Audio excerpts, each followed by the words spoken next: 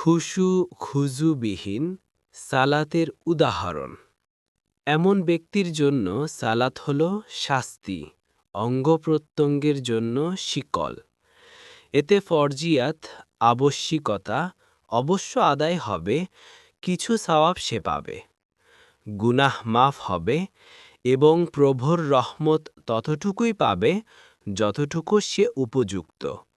তবে সালাতে যেই ত্রুটিগুলো সে করেছে তার জন্য একদিন সে কঠোরভাবে পাকড়াও হবে।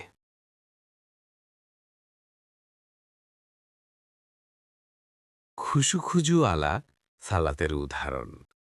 এমন ব্যক্তির জন্য সালাত হল ফুলের বাগানের মতো, আত্মার প্রশান্তি, চোখের শীতলতা, নফস ও অঙ্গপ্রত্যঙ্গের সুখ। সে সালাতে আল্লাহর নেয়ামতসমূহ উপভোগ করে, তার স্বাদ আস্বাদন করে, এমন নেয়ামত যা সর্বদাই নতুন। তারা সালাতের দ্বারা যা লাভ করার তা তো পাই, সাথে লাভ করে বিশেষ নৈকট্য ও মর্যাদা।